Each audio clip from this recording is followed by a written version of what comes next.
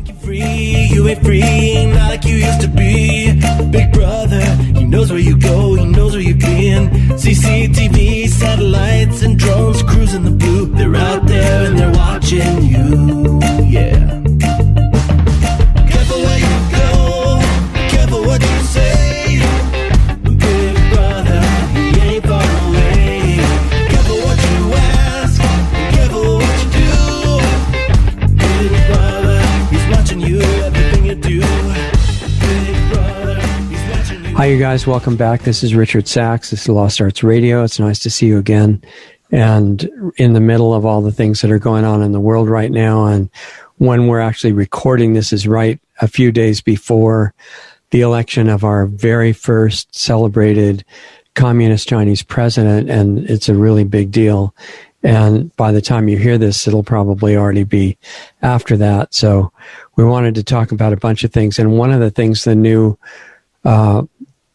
apparently president-elect, although there are various theories on that, apparently the president-elect is promising is doing a much better job on forcing everyone to wear face masks all the time, leading to probably getting us comfortable to taking as many forced vaccines as are required by our non-governmental authorities that actually now are above the government, apparently, and they just make their own laws. They're called policies. We learned about that in the university, that you have this thing called policy, and it can be above the law. It doesn't need Congress because it's for your own good. So obviously you don't need due process or anything like that.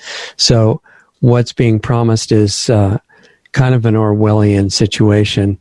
And one way to look at it is in terms of technocracy. And so we were thinking of who would be great to talk about current developments and what's ahead and how to make it better than our friend Patrick Wood, has been here before.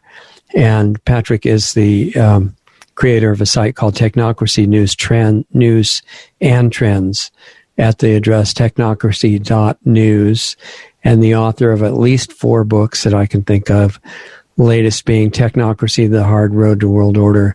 Really great book, worth reading. All those can be found at technocracy.news. I don't think they've been censored off Amazon yet. And sorry, I'm sure Amazon's not listening to any of this. And also, Patrick is the founder of Citizens for Free Speech. And you may see the connection between wearing a breathing obstruction device on your face and being able to do special privileges like talking, for example. And so Citizens for Free Speech is working on ways to reverse the trend toward a new dark age, which I think would be really good to not have happen. So we're going to talk about that for the brief time that we've got. And welcome, Patrick, and thanks for being here. I greatly appreciate it. You betcha. I love these type of discussions because most Americans just simply don't get to hear what we're going to say. I know, and hopefully they will. That we're still on the air at the moment, and everybody needs to share this through every available channel that still exists. We're appearing on a lot of new non-censoring platforms now, but we're trying to stay on as many big ones as we can at the same time. So what I'd like to do in keeping with our theme of bringing in people who have no idea what we're talking about and not just speaking to the choir, a little bit about your background and what's this technocracy thing? Is that like a machine or something, or what's it about and how does it relate to what's happening? And then we'll get into current situations. Yeah, right. Well, I've been studying and writing about globalization for over 40 years. I started my writing career, research career, with Professor Anthony Sutton, who is the late Professor Anthony Sutton right now. And we wrote back in the late 1970s about the Trilateral Commission and their proposed new international economic order, and that's what they called it back then. It was all over the literature.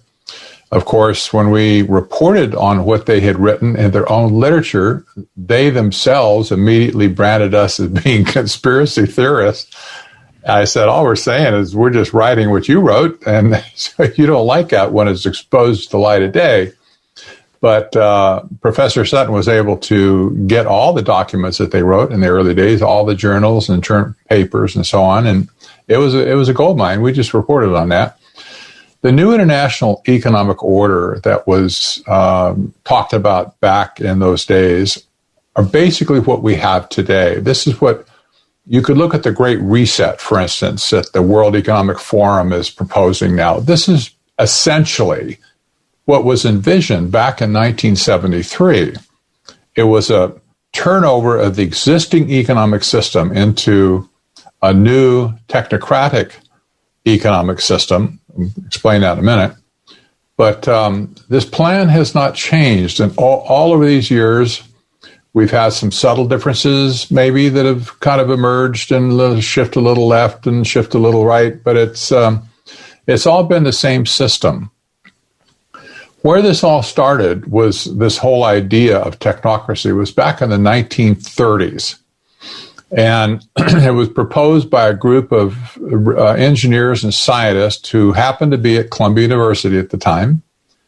And this is in the middle of the Great Depression, and they were convinced that capitalism was dead. They believed that. It wasn't true, but they believed it. So they felt they had some kind of a mandate to create from scratch a new economic model that they would run, and they exclusively would run, that would solve all of mankind's problems. And it was very much a utopia type of a system. But no politicians were necessary. They were going to simply engineer society from a scientific point of view. They were going to use what they called the science of social engineering to engineer the people in that economic system and society.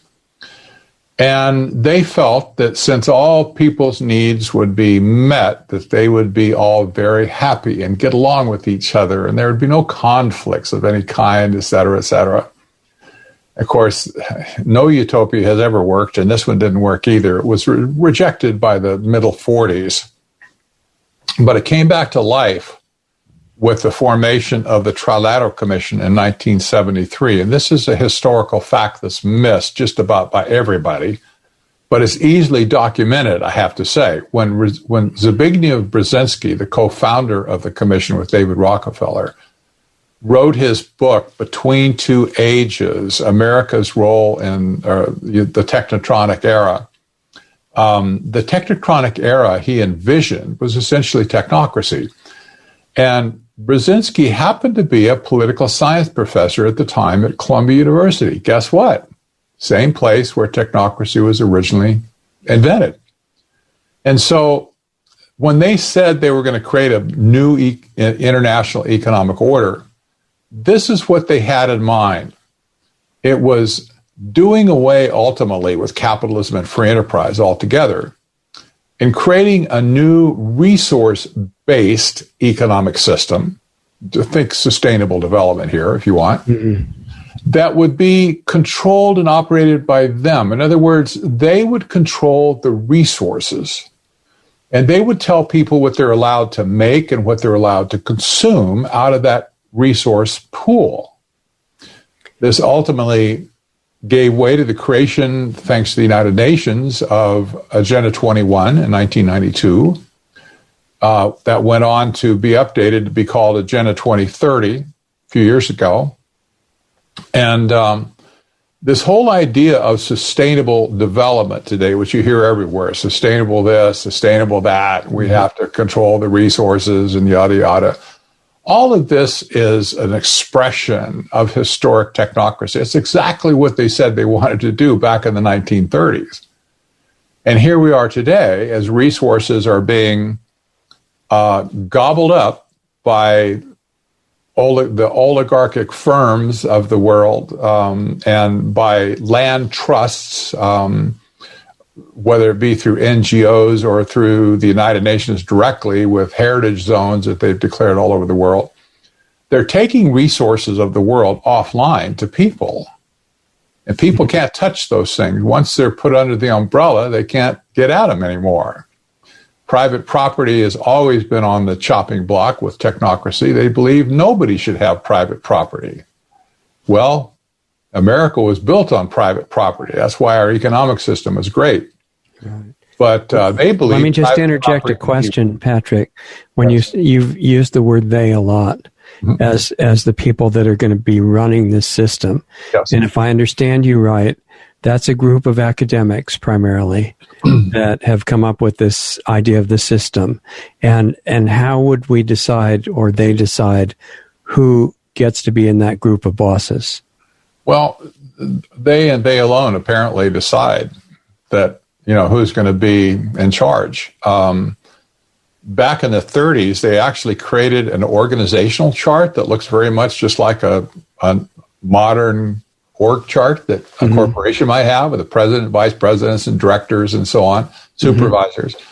And this is not a political structure; it's just an organization chart. And they proposed there would be a national director, that there would be directors underneath that person, and then other layers underneath that, and that there would be no need for Congress, there'd be no need for a political system in a traditional sense.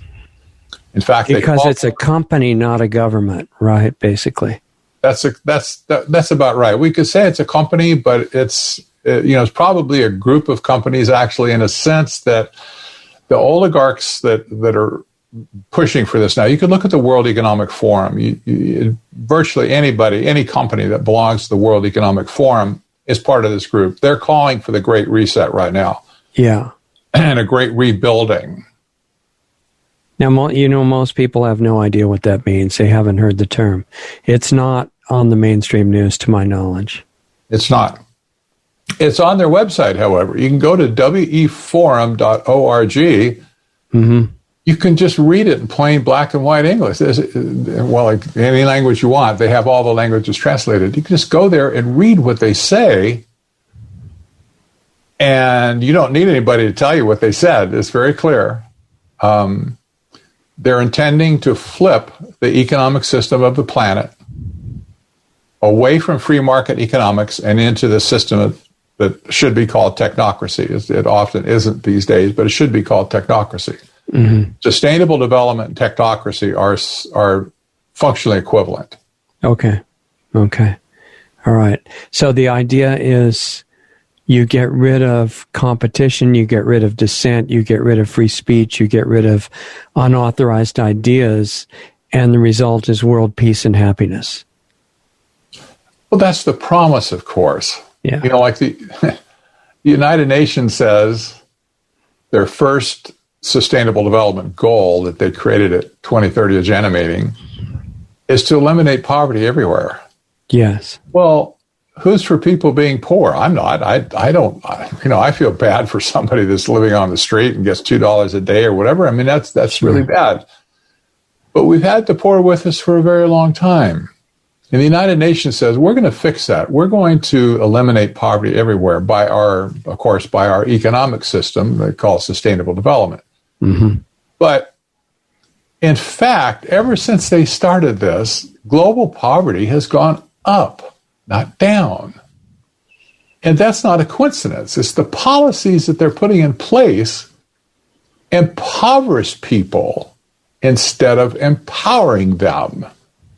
And more critics, more analysts ought to take a close look at what comes out of their mouth and what comes out of actual practice. But the policies that they say are going to save the world are actually harming the world. Talk about irony. So, and this is just right down the line. Poverty is one example, but it's all down the line of their sustainable development goals. They want education, for all. They want equal job opportunities for jobs with dignity for everyone. Right. Well, okay. So what's happened to unemployment during this Great Reset time? It's gone through the roof. There are hundreds and hundreds of millions of people who have been dislodged from their career-centered work, just basically thrown out on the street. So are we assuming that they're not smart enough to realize that that's the outcome, or that they do realize it and there's another purpose involved? The ones that lost their jobs have no clue what happened to them. They just know they lost their jobs. They weren't paying attention in the first place, I'm sure. Right, but I mean the ones running that system that created that situation. That's a good question. And my feeling is that, and I've seen this in writing too, my conclusion and kind of my gut reaction to the whole thing is their attitude, that is the mind of a technocrat, their attitude is you have to break a few eggs to get the omelet. So they're making a really good omelet that requires breaking a lot of eggs. They're breaking a lot of eggs. That's right. Yeah. So, and I would imagine since it's a big organization, if you say the analogy is a corporation, a global control corporation, which is actually a network of accepted corporations within its structure, that are different levels within that corporation, and that the implementing large number of people near the bottom of that power structure have one understanding. And probably if they're like the people that work for the UN, they think that they're saving the world. Mm-hmm. But the ones way up higher are realizing the bigger picture that they're actually not saving the world. They're doing something else.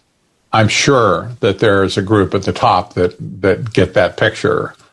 But I'm also sure that there's a lot of people down the line that get the picture too, because they're driven as much by greed as by anything. Mm-hmm. And when the promise of the Green New Deal comes along, for instance, you have to understand a little bit how the head of a corporate entity would think. They're out to make a profit. That's their, they're many of them are already billionaires, and they get giant bonuses for performance, et cetera. They think in terms of profit. Right. When you have unleashed on the world stage an investment pool, this is to do the economic flip, an investment pool of, say, $30 to $50 trillion. You have what amounts to, when I was young, I used to go to the fisheries up in Northern California where they raised the little trout, Right. And they have these pools of different sized trout, and you could buy some trout food, and put it in your hand, and you could throw it out in the water at feeding time. Yeah. And the little fish would be like a pack of piranhas. They just whoop, and they come into this, they call it chumming when they all eat the food. And this is how I picture these corporate entities. They're looking at this $30 to $50 trillion pool of money that is promised to restructure the world. And they have the technology to restructure the world. And in their little pea brain, they're thinking, I want a piece of that pie. And that's all it takes for those people to get involved. They don't care. They don't care about any other aspect of it, public safety or societal benefit. They just go for the money. Go for the money. It may be similar. This is the way it's been forever, right? Like the mentality of young trout, except that may actually be an insult to the trout, but something like that. Right. Right. Okay. Right. The trout, he's just looking for food. The trout artist. Be like the rest of us before we're done. We're going to be doing the chumming when they throw a little bit of food down to us from the top. Right. Okay. So they don't really think deeply enough to realize, wait a minute, this 50 trillion or whatever amount you just said, that's fiat money. What's really going on economically is something different, because if there's no value behind it, the money is destined to become worthless. Yes. They are converting their money as we move along into actual physical resources. The ones who know what's going on, yeah.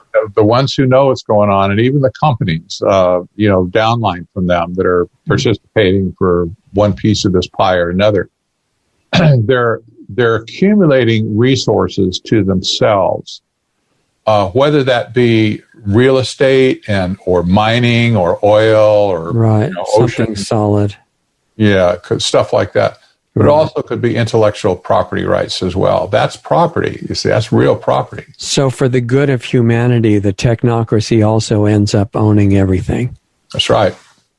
Exactly. That's why you can't have private property, because they need it to keep it safe.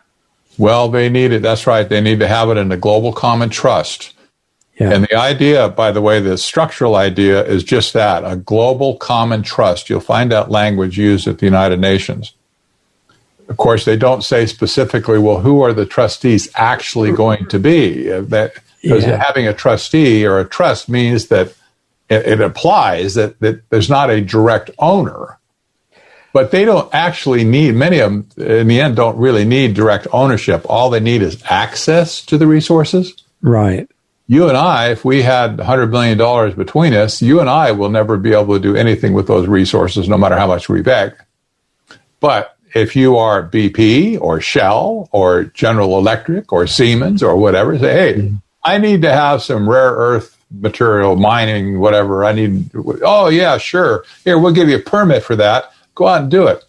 You can kind of liken that to how oil leases are let out, for instance, in Alaska or down in, down around Louisiana area, out in the Gulf.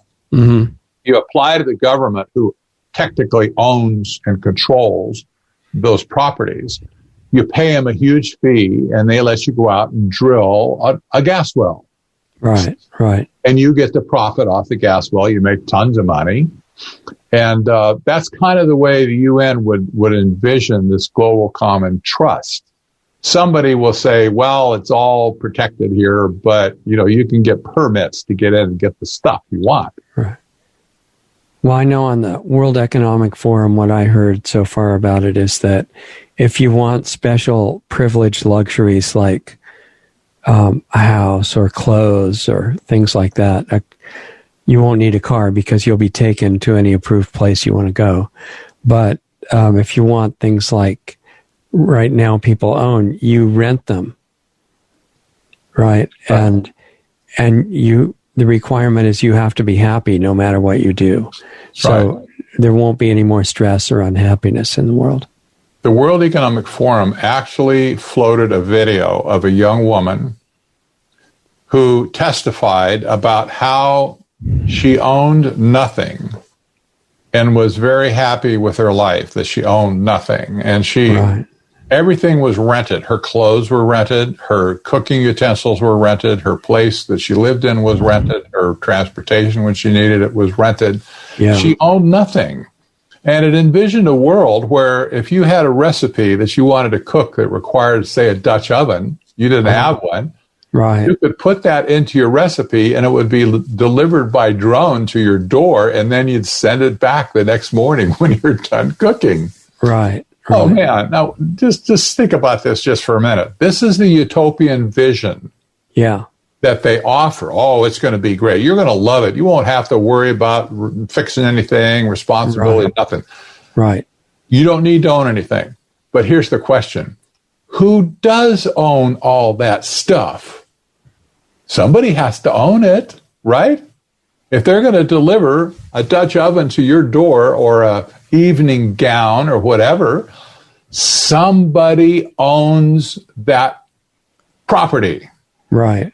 And they're forcing you to rent it, and they are benefiting, making money, profit off of you. Nobody's going to rent you anything if they can't make any money off of you. That'd be crazy for them.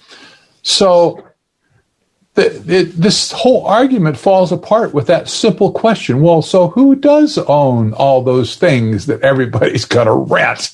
So I assume from what you said, the global trust would own it, and the controllers of that trust don't need to own the trust because they can have whatever they want. That's right. And if you have to rent everything, that means you have to pay rent. Yeah. And that means you need some form of money. And I'm assuming that would be similar to a form of universal basic income, which the people who don't understand it think that's great, when what they overlook is that universal basic income is conditional. Yes. On obedience. Yes, that's exactly right.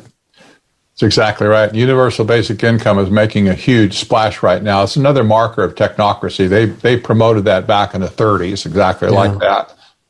And it's an insane idea, but I'll tell you where it's headed. What we're talking about, describing, plus universal basic income on top of it, plus no ownership of anything.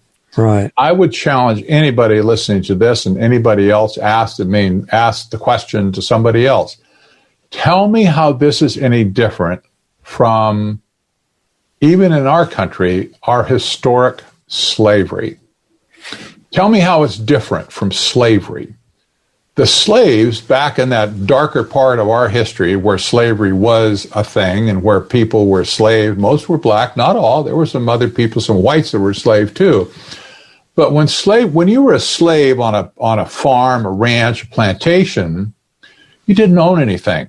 Right. Everything was supplied to you. You need some cooking utensils. Well, here's a few pots and pans and knives and forks or whatever. You didn't have any income because you were a slave, but you got an allowance. So you could go to the store and buy maybe some cloth to make a dress or something. So that's exactly like universal basic income. Tell me how what we're talking about, is different than slavery, except now they're looking at slavery for the whole world. And here people in our country are whining and complaining about, slavery was so bad back in those days. I'm not saying it's good, but, slavery's so bad and we have to have reparations and it's all about black versus white versus black or whatever. And yet, right under our noses, the whole world is being shuttled into a system of slavery that would make that slavery look like chump change. Right. And the new slavery will be much more socially just and inclusive because everybody can be a slave. Yes. Right. And you could be excluded for virtually no reason at all, like people actually, as happening to people today. Even Rand Paul recently got dropped by somebody. He says, why are you dropping me? I'm a pacifist, for Pete's sake. Right. Everybody knows it. He says, I don't understand why they dropped me. That was an interesting experience for him because he had no apparent empathy for the people that were being censored before. And would just drop them too, not go on their shows. So people are starting to realize it's for everybody. Well, everybody except the rulers. So there'd be two worlds, really. One for the slaves and one for the masters. That's right. This would be a good time for people to go listen to the trilogy movie series called The Hunger Games. There's 3 or 4 of those, I guess, right? Yeah, there's a lot of commonality there, I think, with our current situation. Whoever wrote that series probably was kind of looking into the future as a futurist, figuring this is where it's headed.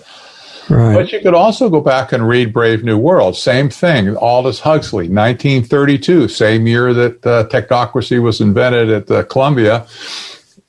Brave New World pictured the same thing. No property was owned by anybody. Everything was held in common. You could have access to anything you needed, but everything was held in common. There was no morality whatsoever. That was evil. Nobody had children. That was done in a test tube in an incubation place. Mm-hmm. And you were expected to have sex with anybody and everybody for free. Just free love, whatever, but don't worry about it. Children are over here. If you get pregnant, that was a horrible shame. You could be ostracized out of the community and sent to the reservation or whatever. Right. And, all of these looks forward basically are kind of pictured in what we're talking about right now. Predictive programming type things, I guess. Yes. Okay, so your background was getting immersed in studying and understanding that whole picture and the vision of the future that was building toward. That's exactly right. And honestly, I had no idea in 1977 when I first met Anthony Sutton and we started talking about the Trilateral Commission. Mm-hmm. I had no idea where that would take me later in life. And I didn't discover historic technocracy until about 12 years ago. And I did a lot of study, a lot of original research on it at that point. And I realized almost instantly that what they were talking about back in 1970, in the early 70s, was exactly Technocracy. And they just kind of changed some of the names and, for marketing purposes, like they did with Agenda 21. Agenda 21 is actually the term that the United Nations used. Mm-hmm. You say Agenda 21 to anybody in America, especially like a city councilman or somebody, they instantly call you a conspiracy theorist. That's right. They don't even realize they've been programmed. Here's the list of things that you're not allowed to think about. Yep. Here's what you call them so that you can drop it and go back to what you're supposed to do. A video surfaced of a futurist / Agenda 21 sustainable development person back in the early 1990s, after 1992. And they were talking about how to introduce sustainable development, Agenda 21, into America. They'd already discovered through focus groups that the term Agenda 21 was not going to fly in America. It just smacked of control, and everybody reacted. A video actually surfaced of one of these leaders back then saying, because of this, we're going to change the name from Agenda 21. In America, we're going to call it smart growth. Wow. That's where smart came from. Was it standing for individual things for each letter at that time? Or No. Was it just No, smart? it wasn't. Yeah, because nobody is against smart anything, right? Everyone wants to be smart. Everyone wants to be. What do you want? A dumb car? You want a dumb phone? You want a dumb house? It's brilliant. It was brilliant. Yeah. Sick, but it's brilliant. So we have smart growth, and everybody knows smart growth. You go to any city council and say, hey, tell me about what's our city doing relative, what are we doing about smart growth? You'll have an hour conversation right on the spot. Yeah, you won't be a conspiracy theorist if you say No, not at all. You can talk smart growth all you want. But they've been conditioned. You bring up Agenda 21. Oh my gosh, you're a conspiracy theorist. But smart growth is the same thing. But you can talk about that. It's makes you wonder what to do with society when people, you were comparing people to the mentality of the young trout, and I was saying, well, it might be an insult to the trout, but I think that it is, because even the trout would see through what's happening right now. It would be a threat to their food, because when the money becomes worthless, they would start being dispensed with. Yes. Or cooked or something. I'll point out that just recently, this last week, there was an announcement in Chicago. It was a press release that was put out by ADM, Archer Daniels Middleton, the big food company. They're one of the big four food giants in the world, ADM. ADM owns everything vertical in the agricultural operation in America. They own farms, land directly. They have processing plants. They have butcher plants. They own seed companies, you name it. Everything and that has to do with agriculture, they're in it. Yeah. And so they're very much connected to our food supply right now. They're about 25% of our food supply is dependent on ADM. ADM they're in process right now of building a plant in Chicago that will be the largest, well, no, it's in Illinois, not Chicago, it's outside, but it'll be the largest insect protein production facility in the world by an order of magnitude. In other words, they are going all in on growing insects, and they're going to grow in particular mealworms from a certain fly larva. Mm-hmm. The eggs hatch, they become a little mealworm, and they're going to feed them some stuff. And here's what they found. It doesn't take food of any quality, because these little mealworms are scavengers, they'll eat anything. It doesn't take much quality of food to give to these things to keep them alive and let them grow. Yeah. And the protein that they develop was a very high percentage of the mass of the mealworm. Mm-hmm. Mm-hmm. So they've discovered, I mean, I came from an agricultural background. I can see these people's minds as they sit here and look at this. They see let's say they see a steer over here, and they see a bin of mealworms over here. Okay, here's 1,000 pounds of beef, protein X, whatever, 18% protein, and here's a big vat of 1,000 pounds of mealworms, and it's 60% protein.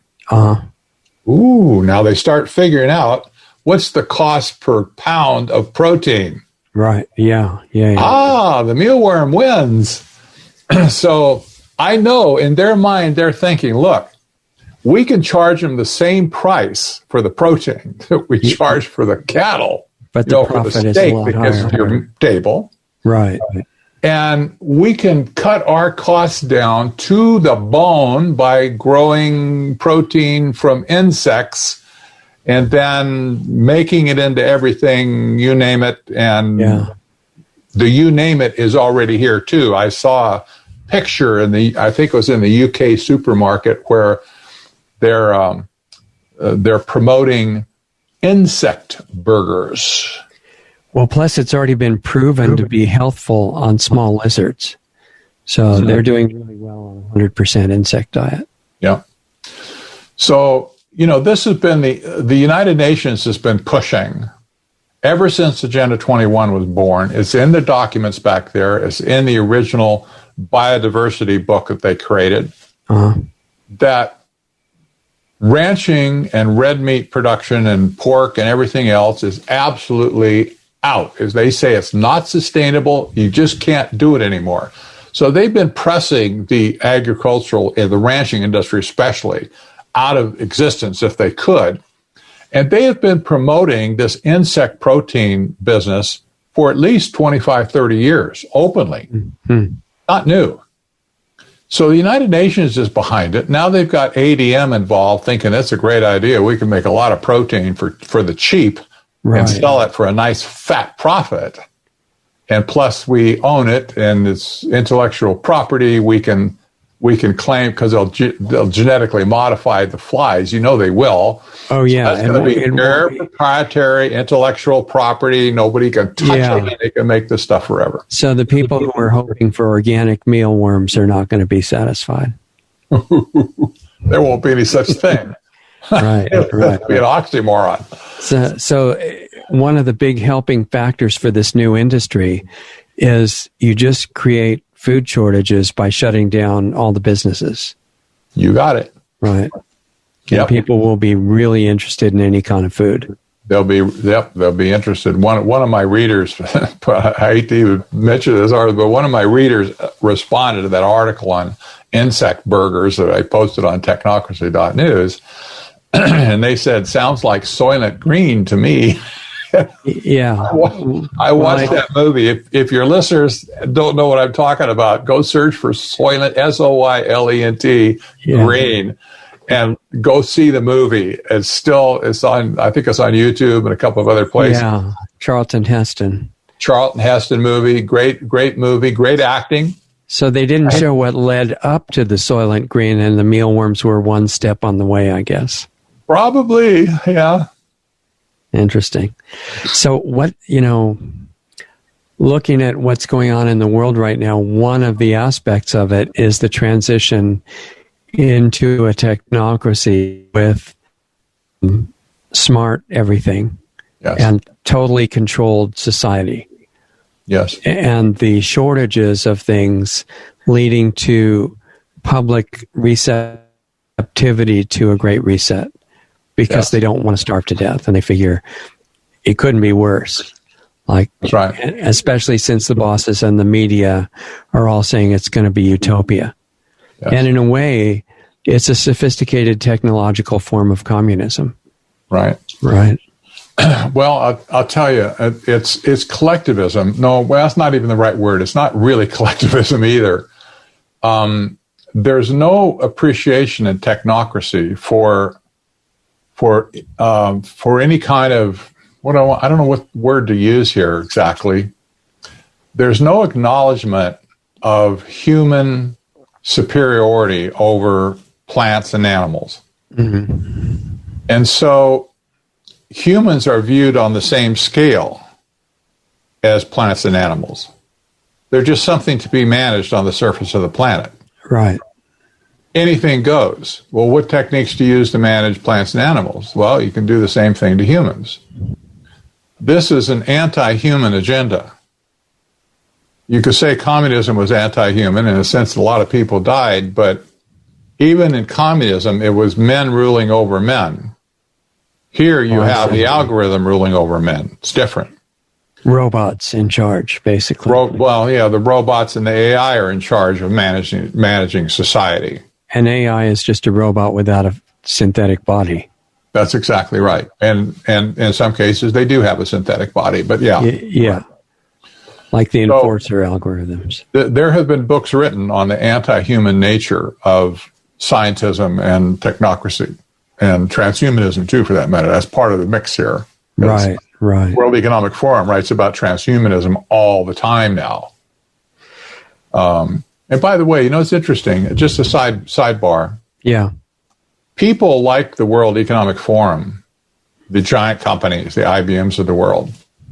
They were the ones that used to call Tony Sutton and I conspiracy theorists. Right. They were the ones that promoted that theory. They developed and promoted that theory that we were the crazy ones, and that they were always in the moderate middle. It doesn't matter if you weren't in the middle, you weren't part of them. You were on the far right or the far left, but you weren't in the middle, so you were bad. Yeah. Now it's interesting that it's come full circle. Now they are openly promoting everything that we said for the last 40 years, based on their own literature and stuff, where they called us conspiracy theorists. They're now openly saying the very same thing. Yeah, that is interesting. That's been a complete transition. Yes, complete transition. Now, Tony Sutton, when he was working on all this, he was focused on education and history, I think, primarily, right? He was a professor of economics. Okay. He taught at UCLA for some years, and then he went to Stanford University, where he was a research fellow at the Hoover Institution for War, Peace, and Revolution. How's that for irony? Yeah. And he worked there for many years. That's where he did his famous work on the transfer of technology from the West to the East. And his interest was primarily economics. And that's why he started writing about the Trilateral Commission, because it was them that said they wanted to do a new international economic order. Well, what would an economist think about that? Well, what the heck is that? Can you tell me more? He started looking into it, said, hey, wait a minute. This is not economics like anything I ever heard.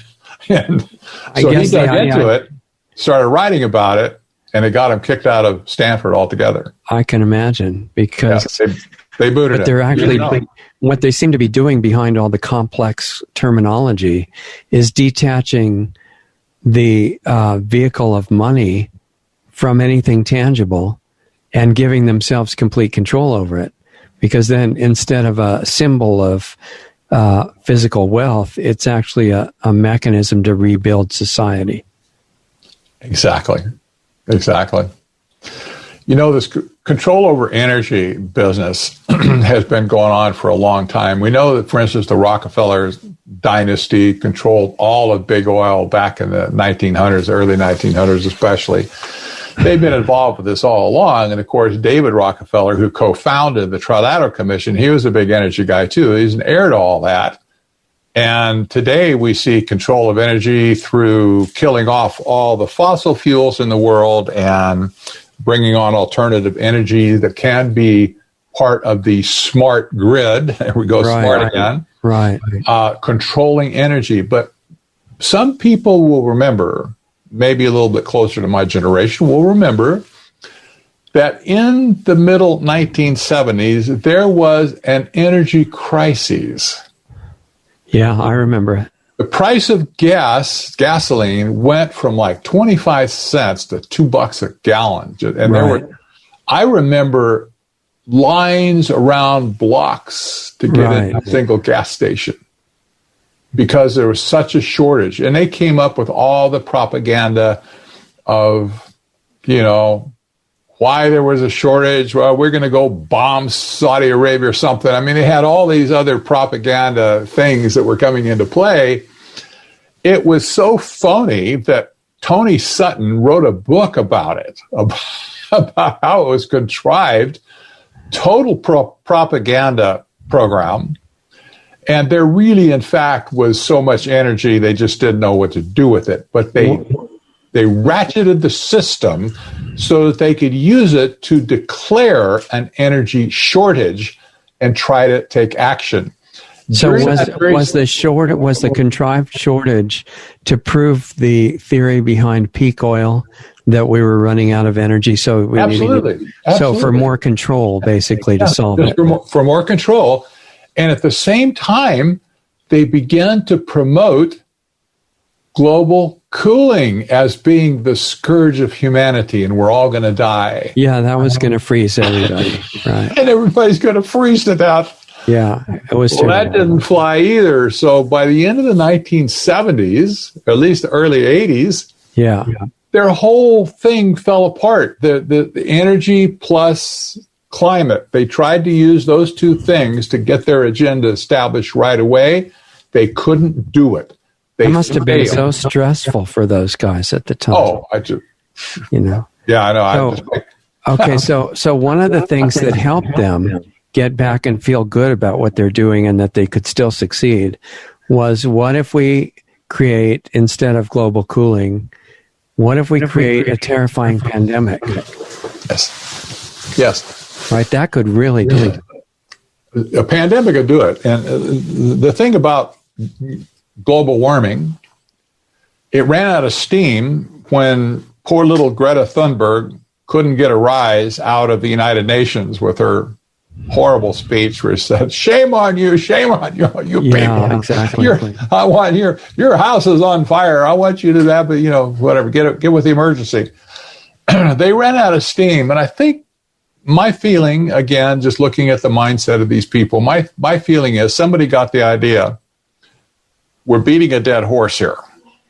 We're not making any progress. We pulled out all the stops. We got the youth movement throughout the world. We got Greta going crazy everywhere. Yeah. And we couldn't push the needle anymore towards sustainable development. The problem they had, Richard, was that there were no dead bodies anywhere. I know. Al Gore kept saying we're all going to die and the seas are going to rise, but there was no dead bodies anywhere to demonstrate that what they said was true. Yeah, that's so really when they jumped horse to the pandemic in early last year, it was the same people, the same universities, the same rotten computer models, the same type of corrupted data that they had used to try to make global warming the big, alarming thing in the world. The whole crowd leaped onto the pandemic and said, we're all going to die because our computer models say blah, blah, blah, blah. Right. And this is where they changed horses, where people were dying. Of course, people die every day. Yeah, but now we know why. They could point to that refrigerator truck down somewhere and say, it's full of bodies, How gross, man. We're really losing people all over the place. Yeah. Well, no one ever died before. Yeah. So, it's and in fact, some people have deeper perception into the real death toll, because I know Joe Biden was on video letting everybody know that 200 million Americans have died from it so far. And that was a while ago. So, I mean, it's almost everybody by now. I know. I don't know about you and I. Maybe the movie The Walking Dead has some stuff to it. Yeah, it's possible. It's amazing that we're both alive for this interview. Yep. So, and what they're promising is, just so that the people who put all of that energy and sincere effort into the panic of global warming, if you change it to climate change, so that it's okay if it stays the same, gets warmer, or gets cooler, it's still an emergency.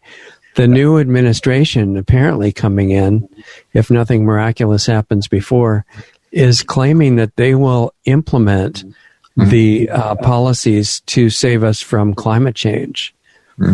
Yep. At the same time that everyone is being happy with the global reset. Yes, and it's interesting. I started writing almost immediately when the pandemic came out about how global warming has simply just jumped to a new horse. Because I saw all the same people involved. I knew that was what was going on. But now it's interesting that even the World Economic Forum, which is promoting its Great Reset, they themselves are writing openly now that the pandemic was good in order to get action on climate change. So they've connected the two together themselves. That they're basically one and the same emergency to them. Right. To stimulate action to bring about this new sustainable development economic system, which is technocracy. They've always offered only one solution. There was never a plan B. It doesn't say, hey, can we vote on this? Well, here's one thing, here's another thing, and let's vote and see which way we're going to go down this path here. They never did that. They always said there's one solution, we have it, and all roads lead to that. And that's sustainable development, the Great Reset, technocracy, call it which smart growth, call it what you want. That's the only solution they ever offered, and that's the only one they ever will offer. Right. And now that it's been proven that sound money economics is a myth and that there's no limit to the amount of money, they can put a program for $80 trillion together to retrofit every building in the country within the next few years, something like that. And that will go right along with everybody being happy in utopia. So I'm watching the clock because I don't want to keep you too late. We could go on and have fun for a long time with this, and maybe we'll get to do some future installments. But I want to at least say something about the response to that in terms of Citizens for Free Speech, how that ties into the pandemic that is supposed to bring in total technocracy and more, and what that's all about right now, what you're doing at the moment. People need to see the pandemic as an attack on the First Amendment in its entirety. There's a reason for that, but let's just talk about what that is. Wearing a face mask prevents free speech. It breaks it down completely. You can't have free speech when you're muzzled. Hard to understand people, That's right. You can't understand people, and you can't talk. People don't understand you.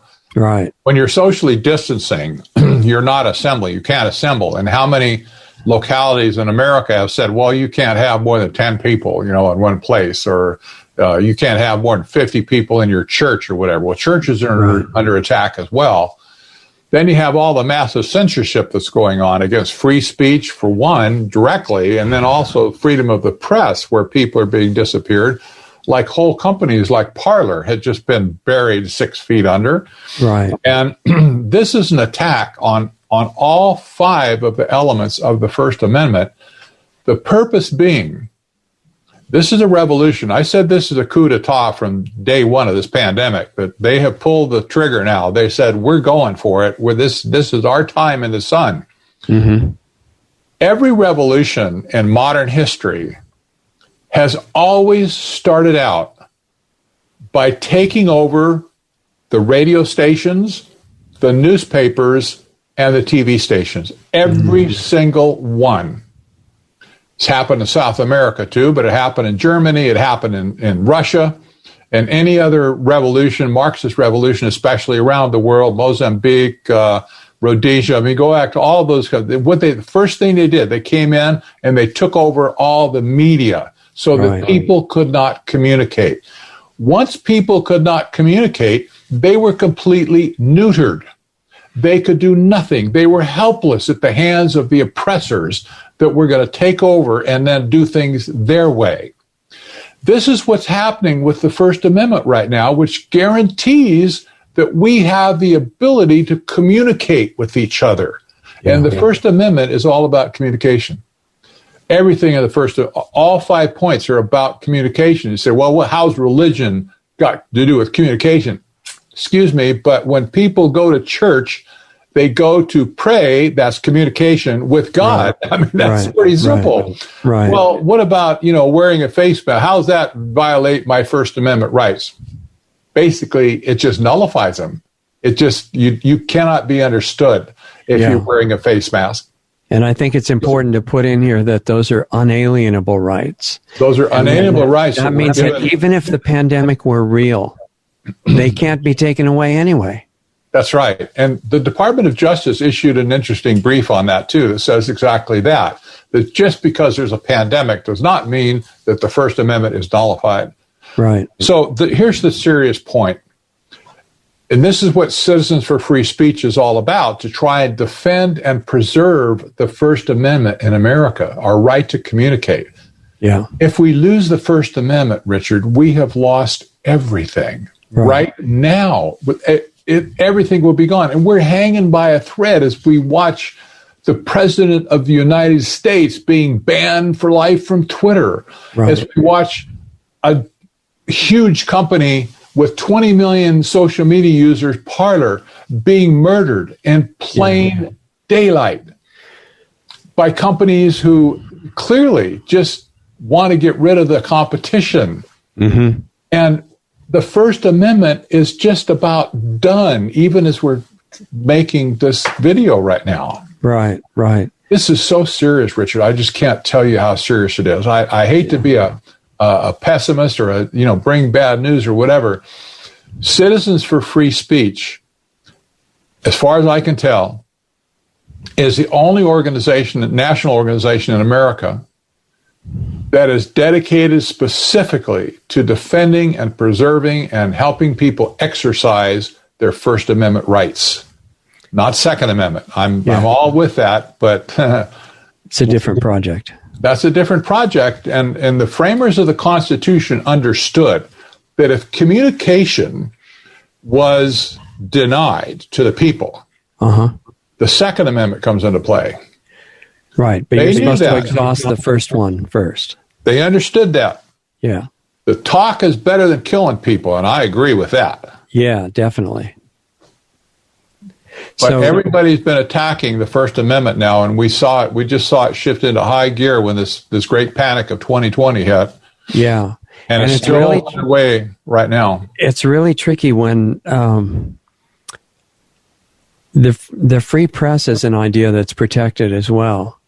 And when the so-called free press gets taken over and is controlled by a cartel whose purpose is to get rid of real awareness of what's going on and substitute a synthetic system of beliefs to help them get their agenda done, I guess the obvious question is, what's the solution?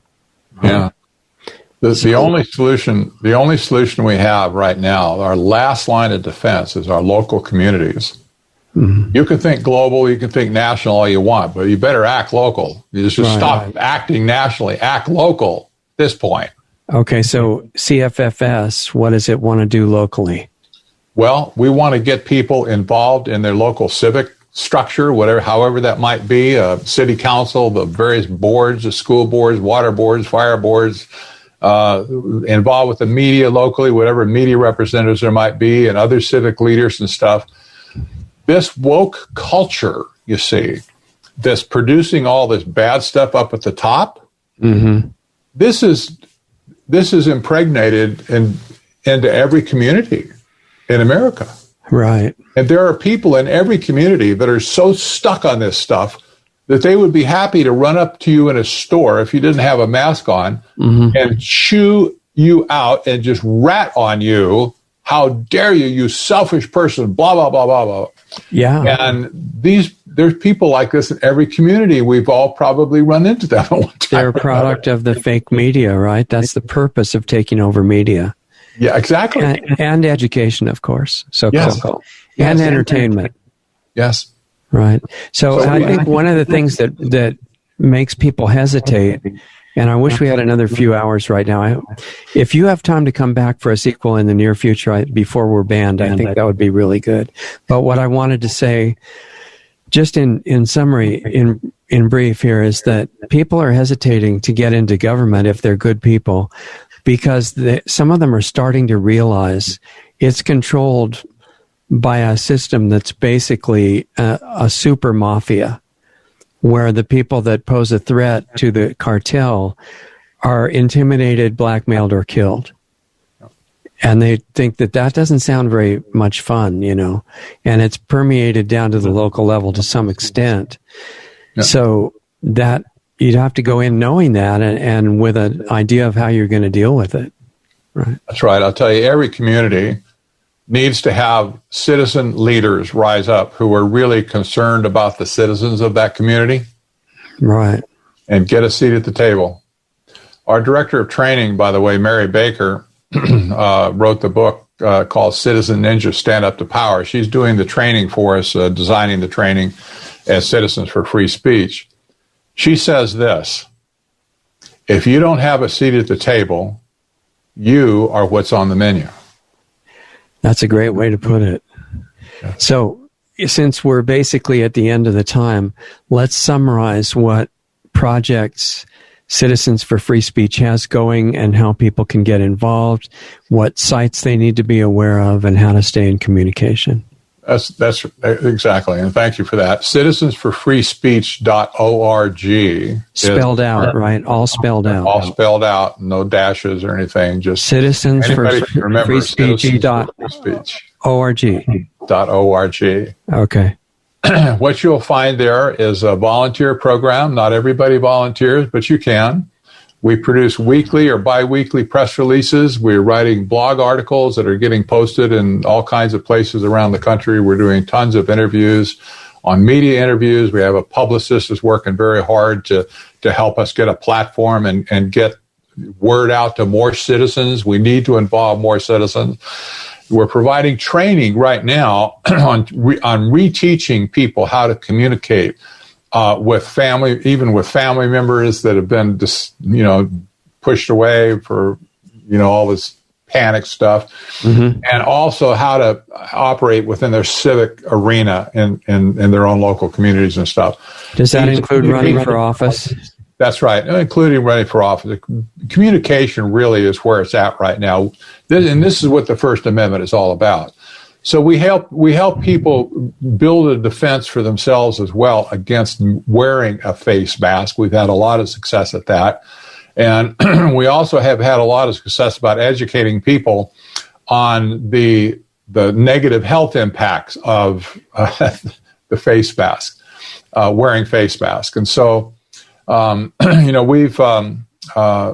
touched a lot of people so far and helped them work through issues in their local communities. How do I do this? How do I do that? People are scared to death all over the country right now, just scared to death. They're so frustrated. So how are you helping these people? Do you have a staff to answer phones and stuff like that? Or how are you doing? We do answer some phones, but we're doing most of our work via webinars, kind of like what we're doing right now. Okay. Yeah. So you can reach any number of people at the same time. Virtually so. And we're committed to doing that. We've got a webinar platform. It doesn't happen to be Zoom, but we have a webinar platform that has 1,000 seats available to any one function. And we're filling them up. If we have to do multiple segments on something, we do multiple segments. We don't care. Okay. And you have those coming up right now? We have them all the time. Okay. We have monthly volunteer meetings. We have, out of our total membership now, we're well over 25,000 nationwide. Wow. We have almost 4,000 of those have volunteered to be active in their local community for one program or another. Like they might decide to, to take some of our protest signs, if you will, out on the street. To have peaceable assemblies on the street to educate people as they drive by in their cars on the face mask issue and on the free speech issue. Right. And just tell people, think, use your brain and think. Face mask equals no free speech. So what's the response of CFFS to this promised mandate at a national level that nobody escapes face masks? We have the fight of the century ahead of us. Yeah. All I can say. Yeah. We do. So everybody should be staying in touch and be part of it. And our members know that. Well, we're not walking away. Right. I'll tell you that for sure. We're not walking away any more than gun owners of America would walk away on attacks of the Second Amendment, Right. or the National Rifle Association on attacks on the Second Amendment. We're not walking away from this fight, I'll tell you. This fight is more important than that fight. Yeah, and this one also with the mask issue, it leads to the forced vaccine issue. It does. Because in addition to stopping you from speaking, you have to wear the sign of obedience, Yes. right? And that says, It's all about control. It's not I'm about ready for the science. shot, right? Yeah. It's all about control. Yeah. And a lot of people are already opting out to take the shot, but it's clear that the intent of all the people that are working this whole health tyranny issue, Yeah. that the original goal was to get that vaccine needle into your arm to provide a conduit for them to come out with multiple vaccines over a period of time, Yeah, and fill you full of stuff that you may or may not. Well, the new one is going to permanently corrupt human DNA, and I don't see a way to detox from it. But they also realize that, wow, we can get one time a shot into 7.8 billion people. Why in the world would we only do this once? Yes. We should do it every couple weeks. That's right. This is the opening salvo. And more than one person has suggested now, and this is backed up by writing at the World Economic Forum, that the purpose of these vaccines and using messenger RNA and then ultimately even direct DNA modification is to give a new operating system to the human body. Yeah. Yeah, it's a brand new operating system. You have to think in terms of Bill Gates and Windows, right? Whatever, at Microsoft. But they think in terms like they look at the human body now as something that can be digitally controlled. Yeah. And so thinking in terms of an operating system for our body, well, look at all the different systems of your body. You've got your immune system, you've got your lymphatic system, and, on down the line, all these different systems. That's fertile ground for a technocrat. That's right. It's like, yeah, system. I specialize in systems. Let's go for it. Isn't it interesting how we've all been predictively programmed to think that this is going to be great? It brings to mind the old movie that you might have seen called Tron, where they invented some little tiny thing where you could go inside the body and actually fix everything. It was going to be fantastic. Yeah. And we learned from Dustin Hoffman in Outbreak that vaccines are actually the way to save the world. Right. And it was very well done. Anyway, we need to do more, and any way that we can support what you're doing, I really want to do that in whatever time we've got. So hopefully we'll talk. Send people to Citizens for Free Speech first. That they need to get involved there and stand with us. If millions of Americans don't rise up against this stuff, we're going to lose the battle, and that's just going to be the end of America. Period. Yeah, and it's going to have implications for everybody else as well. Forever. Yeah. Forever, I have to say. Because these technocrats aren't going to give up. They're well on the way to making sure there are no actual elections in the future. Yes. So even if it appears that there are, they'll all be pre-programmed.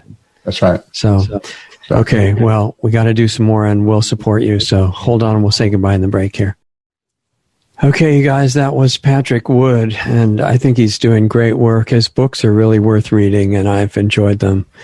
And his project right now is very worthwhile, should be supported by everybody. And remember, he said that it costs nothing to join Citizens for Free Speech. And the site is easy to remember. It's citizensforfreespeech.org. And the news site that they've got is technocracy.news, also free. Really good service, and good friend of ours for a long time. So I guess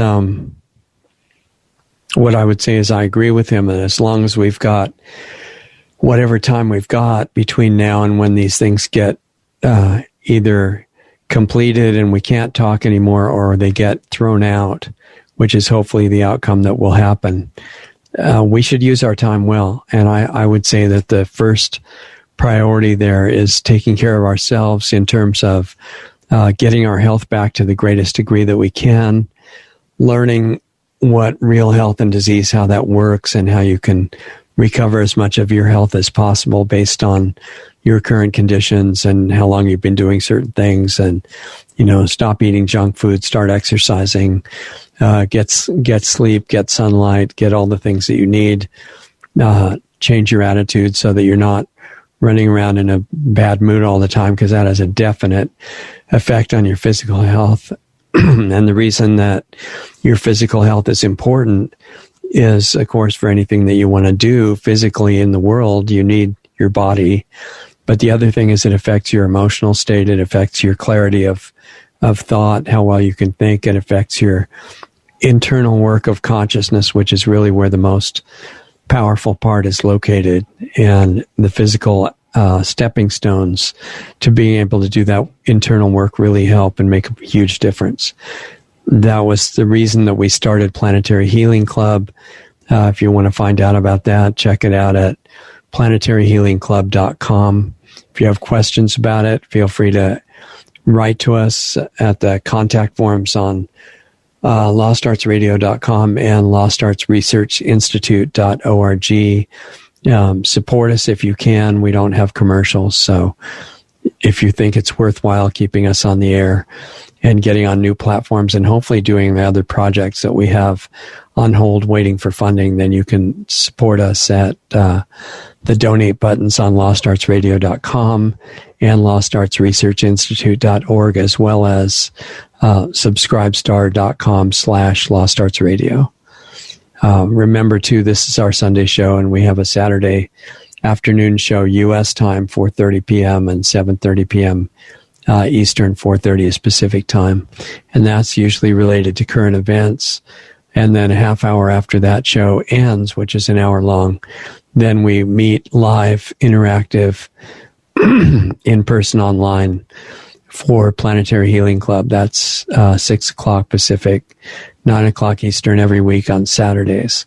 And if it's something that you want to explore and make use of, we're basically, it's a way that I share what I've been doing for the last 50-some years in terms of health research and experimental investigations and things like that. Forbidden health information that you're not supposed to know about that you can use if you want to. And it's interactive. We have live chat. I usually talk for the first part, share something that I want you to know about, and then we just sit around and exchange Q&A, ideas, comments, whatever you want to do for the next whatever time we've got left. So you might enjoy that. You might really benefit from it. It's intended to change lives. There are small dues for it, but that's one of the only ways we keep going. So that's why it's not free, just in case you were wondering. But it's really cheap. Anybody can afford it. And I'll say what I can on the public venues too, the free ones, and we're getting onto other platforms. We've been on Brighteon for quite a while, BRIGHTEON.com/channel, I think it is, /Lost Arts Radio. And that's evolved to the point where you can subscribe for free and get notified of future videos that are posted. And we're coming out on BitChute and Brand New Tube and other places like that. And we'll look into Rumble because Patrick Wood was just talking about that. And I don't know much about it yet. But there's a response to the censorship to get all these great new platforms out there, and I think it's really good. I do occasional private consulting with individuals, either general people like us or people in positions of power that want to talk about how they can make a change from inside the system.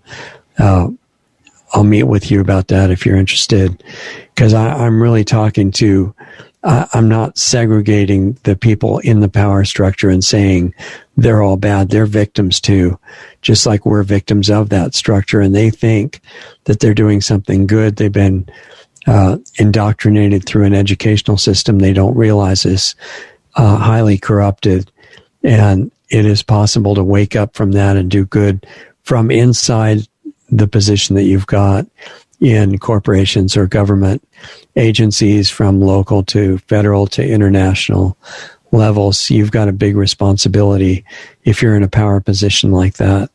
And if you're working and your job is to censor shows like this and to, spy on everybody, you can do good from within those positions as well.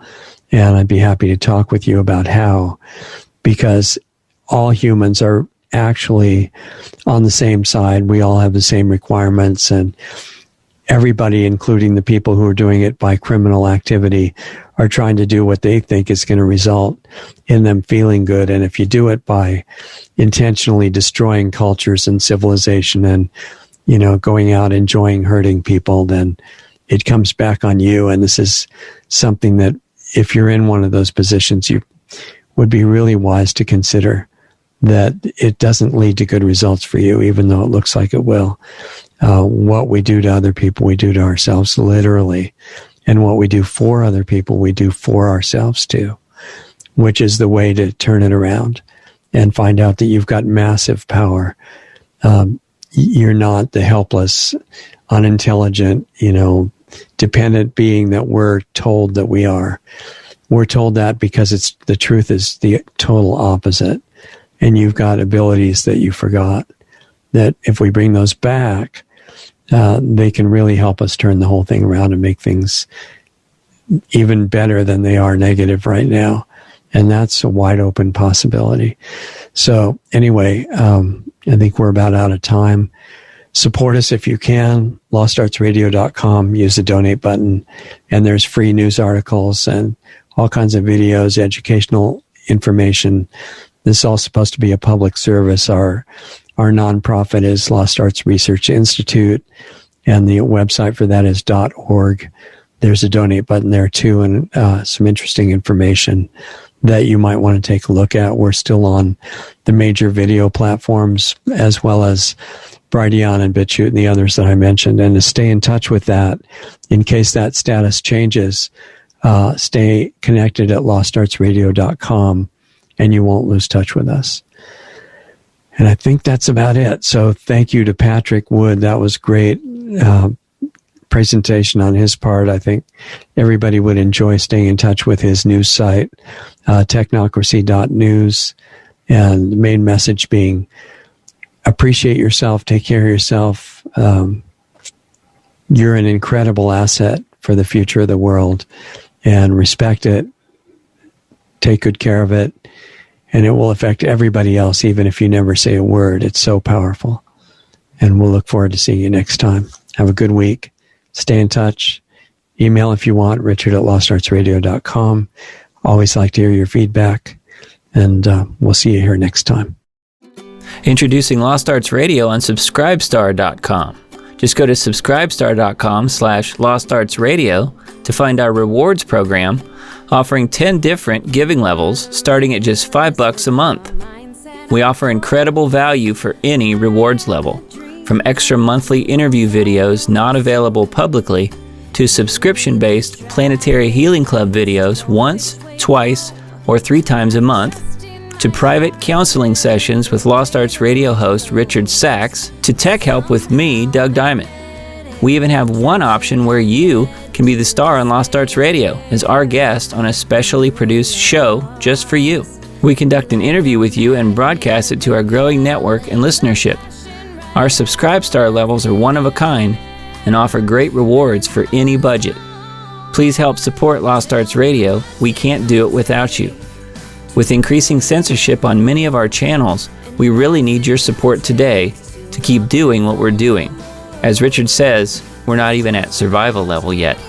Lost Arts Radio has 3 weekly shows.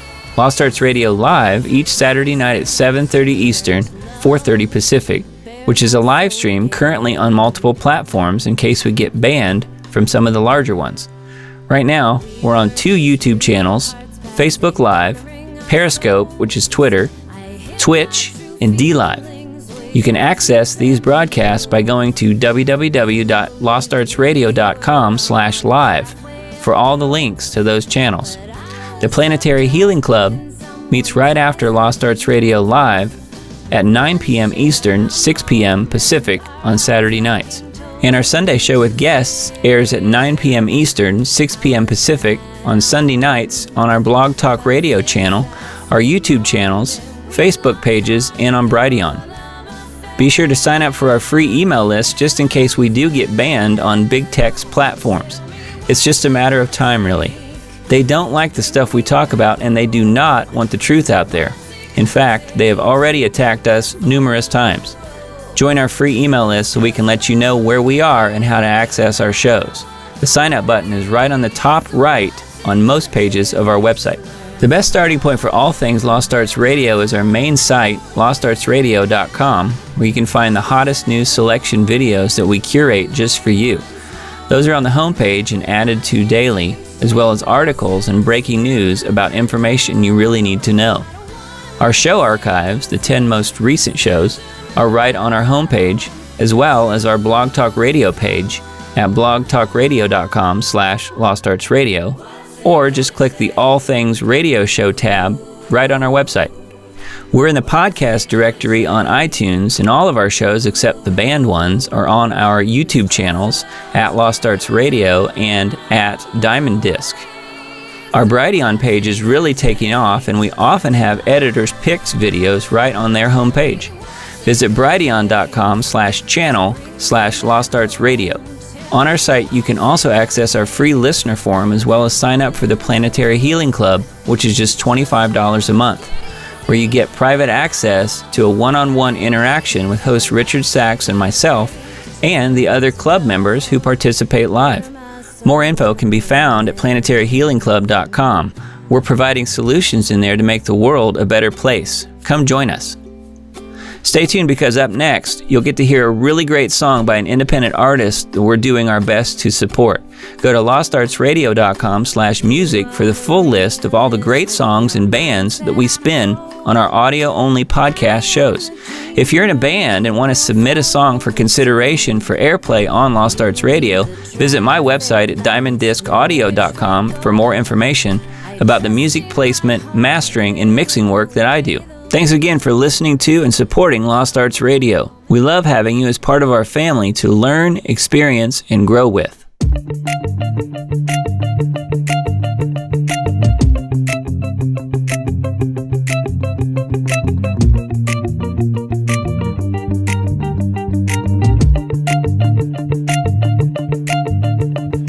Cyberspace, it's all over the place, got control of the human race.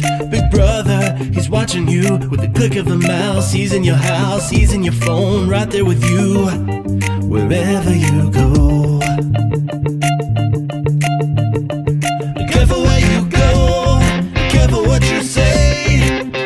Big brother, he ain't far away. Be careful what you ask, be careful what you do.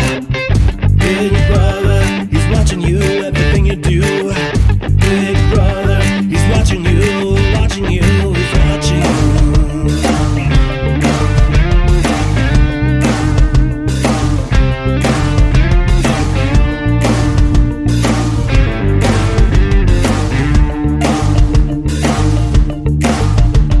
You think you're free, you ain't free, not like you used to be.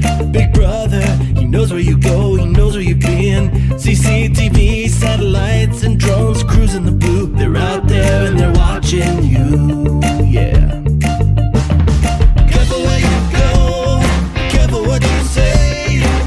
Big brother, he ain't far away. Careful what you ask, careful what you do. Big brother, he's watching you, everything you do. Big brother, he's watching you, watching you, he's watching you.